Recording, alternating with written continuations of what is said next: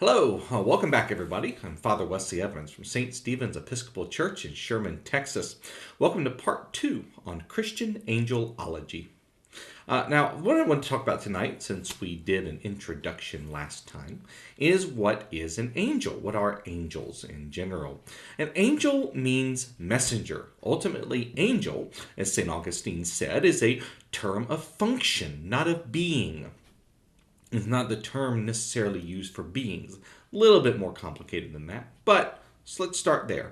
Angel means messenger. All right.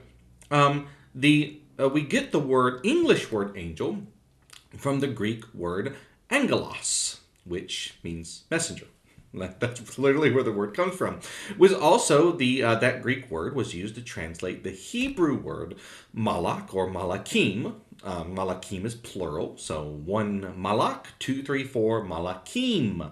One cherub, two, three, four cherubim. One seraph, two, three, four seraphim. You're noticing a pattern, I hope, in that word.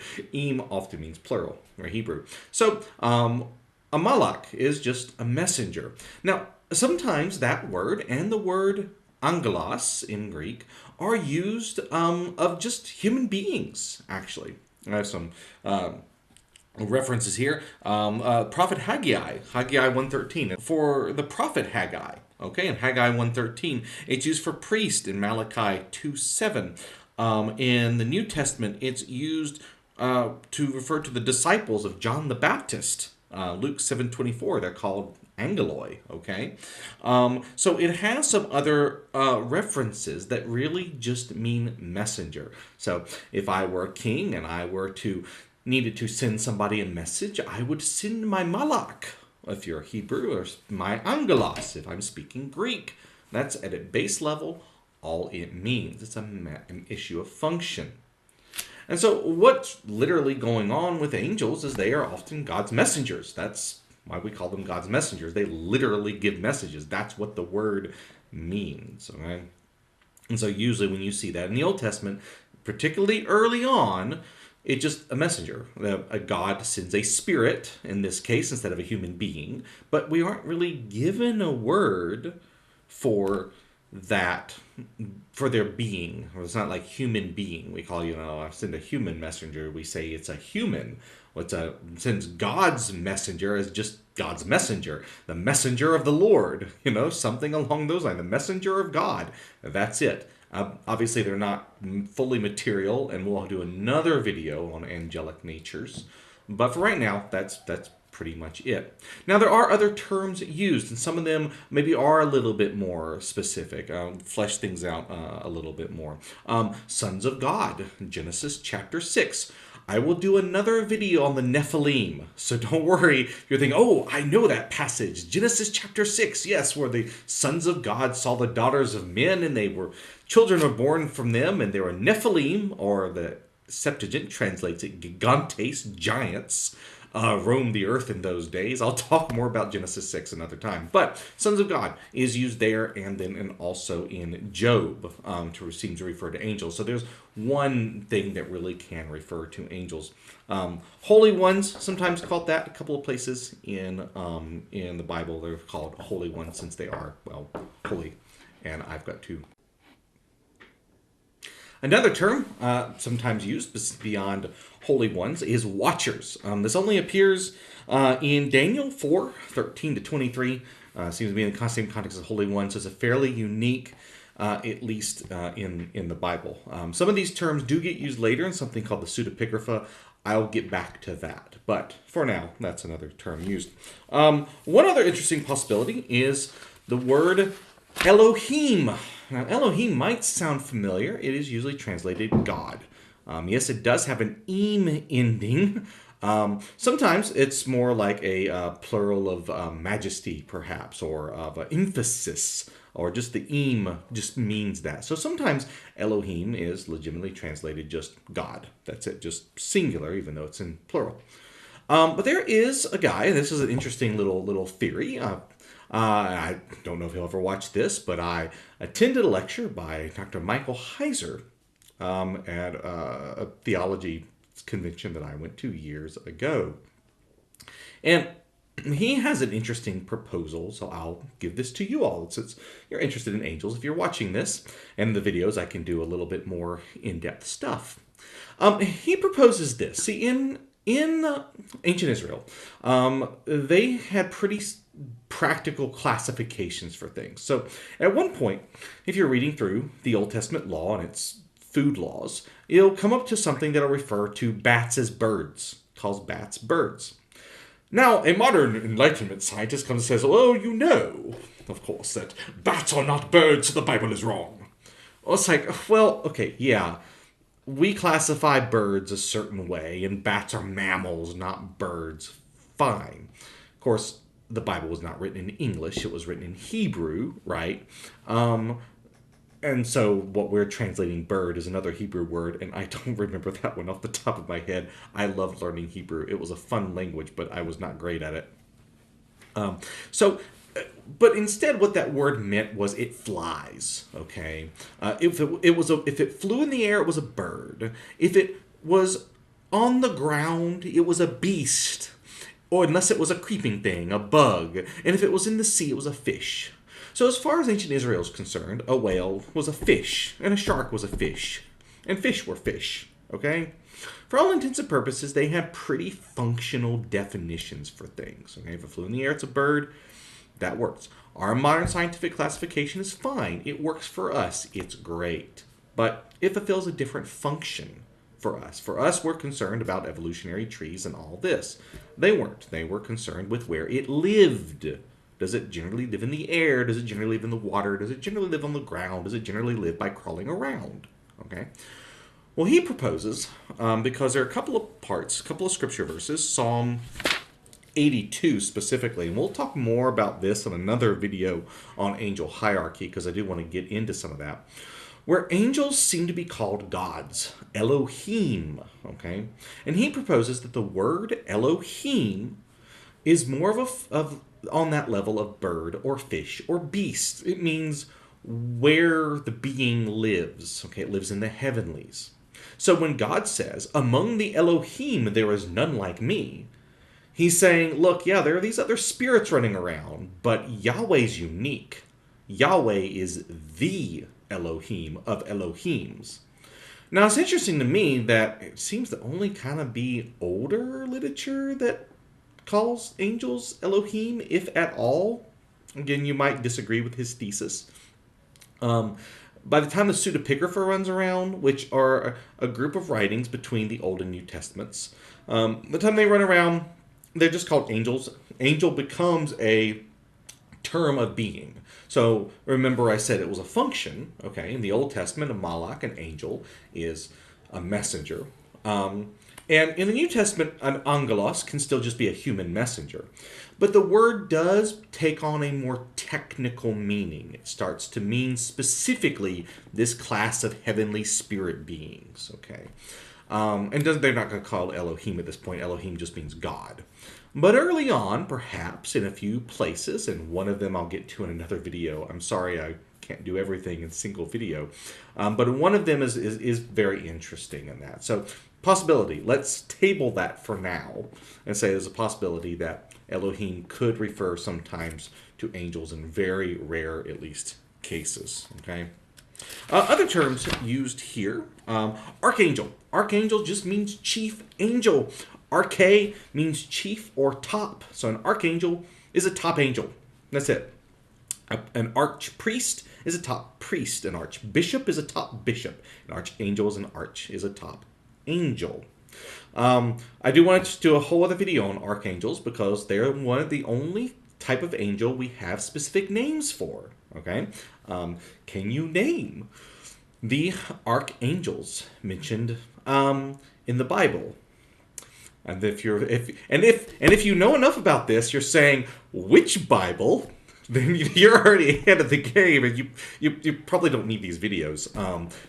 But there are 2 to 4, 2 to 3 to 4 actually. Michael and Gabriel, everyone agrees on. They are in everybody's canon. Raphael appears in the Book of Tobit, which is only in the Catholic and the Orthodox canon, and we Anglicans also do use that. We call it the Apocrypha. That's another video, but it is part of, we've had to kind of take a medium position like we do on lots of things. But the Apocrypha is mentioned in our 39 articles. And so Raphael is in the Book of Tobit, and then Uriel appears in Esdras, which is, again, I will have to do another video. I might have to do another video on him because he's interesting. So the archangels, chief angels. There's some other angel names too. The Eastern Orthodox have fleshed that out as well. There are different angels. The cherubim. The cherubim are interesting. The cherubim are anthropomorphic creatures, or described that way. Again, I'll do a whole other video on the cherubim. But for now, just know that they are the ones that appear in Ezekiel with the face of a man, the face of a lion, the face of an ox, and the face of an eagle. They have got the wings with the eyes in them. Ezekiel is trippy, really, really trippy. And so there's this whole section there with these weird wheels and eyes and wings and everything, okay? That's the cherubim. They're referenced in Genesis, and they're referenced in building the ark, and I'll talk more about that in another video. And then the living creatures in Revelation are not called cherubim there, but they fit the description. It's that same deal. And so the cherubim seem to be pretty high up there. I'll talk more about why that is another time. The seraphim only appear once, Isaiah 6. Seraphim mean to burn. I'll do another video on them as well. The seraphim, the word means to burn. They will appear in Isaiah 6. With 6 wings, 2 they cover their face, 2 they fly, and 2 they cover their feet. There's might be an asterisk on that one as well, which we can talk about in another video. So seraphim are there. So those are the big terms used. Okay, some other terms used that usually get classified, that usually are referred to other orders of angels, and we'll talk about angel hierarchy and choirs in another video. But these are thrones, dominions, virtues, powers, and principalities. Now, I had in, I think, the earlier video, I didn't rewatch it. I hope I talked about Dionysius' celestial hierarchies. Pseudo-Dionysus, for a while, people thought he was the Dionysus in the Bible. The work probably dates more to the 4th, 5th century. But regardless, this Dionysus was a guy who wrote several works, and he wrote two mirrored works, the ecclesiastical hierarchy and the celestial hierarchy. And for him, all of reality was this great chain of being that went from God to the various angels, to the bishop, to the pope. I don't know how, actually, I'll double check that one, but at least to the bishops and to the priests and to the deacons, and finally to everybody else. And this was the way the world works. If I'm remembering correctly, the word hierarchy was his invention. The word hierarchy might actually be a Christian invention. It means holy ordering. Hieros means holy. Arche, okay, order, chief, kind of same word, okay? Holy ordering, all right? And for him, all of reality was one great holy ordering from God down to the plants and everything else like that, to the rocks, and that was it. So he wrote 2 books. We were not going to talk about ecclesiastical hierarchies in this. Celestial hierarchies, though, was the one he talks about angels, and it is probably the most influential book on angels in Christian history. Just because our whole concepts, most of our ideas of angelic choirs and hierarchies, who ranks higher, the cherubim, the seraphim, the archangels, the thrones, dominions, where in order do you place them? What do they do? All these traditions and all, a lot of them kind of go back to him, but they really find their origin in Pseudo-Dionysius' celestial hierarchies. Commentaries were written on this in the Middle Ages. They wrote commentaries on the Bible in the Middle Ages. Yes, by the way, in the Middle Ages, they read their Bibles, they wrote commentaries on the Bibles, they knew their Bibles. Don't let anyone tell you otherwise. Was reading rarer than today? Yeah, literacy was not as great. Obviously, Bibles had to be hand copied as well. That's a whole other video I could do. But they did have commentaries, and they had commentaries on celestial hierarchies. So very influential, very popular, influential in the Western Church and the Eastern Church. Both of them follow to a large degree his ordering of angels and everything he has to say. And so a lot of these others were fleshed out for him. They are mentioned in the Bible. For instance, Paul uses the term where's here, thrones and dominions. He talks about in Colossians. He talks about thrones, dominions, powers. Throughout Ephesians 1:21, 6:12, and so there are various places in the New Testament thrones and dominions are mentioned. Sometimes Paul seems to be using them to refer to bad energy, bad power, okay? Perhaps demons in that sense. Sometimes they're neutral. Sometimes it's kind of iffy, honestly. Jesus is superior to the angels, so not even angels, not even principalities and powers can separate us from the love of Christ and various things. So it kind of depends, but Dionysius really fleshed these out. And for him, each of these angel orders, by the way, even cherubim and seraphim, Dionysius looked at the different names for them. Seraph means to burn. So he said, well, they burn with the fire of divine love. You see, he knew the word. That was his interpretation of that. And he goes through all the angels like that and says, okay, well, the dominions, all right, have authority. And so therefore they represent, where they are in the hierarchy, and he places them all. For instance, the virtues, he says, are known for, quote, a powerful and unshakable virility, welling forth into all their godlike energies, not being weak and feeble for any reception of the divine illuminations granted to it. Chapter 8 of his celestial hierarchy. So that's kind of where he goes. But that's what we kind of have for those words. Otherwise, honestly, the Bible doesn't talk a lot about those orders at all. We are unclear. In the pseudepigrapha, those writings between the Old and New Testament, they start to appear. Those words start to be used. Those words were used. They were common in some cases. The New Testament doesn't really use them. Paul uses them some, mostly Colossians and Ephesians. Peter, 1 Peter 3:22 also seems to talk about perhaps powers here in my notes. But that's kind of it. So, but it doesn't mean that those terms don't refer to angels. They do. They seem to refer to some kind of spiritual powers, spiritual energies, whether good or bad. Okay, in the very cases, sometimes actually bad. We are at war with the principalities and powers of this world. Okay, the Bible uses that language, but it's not as common as language like angels, cherubim, seraphim, archangels, and the names, Michael and Gabriel and things like that.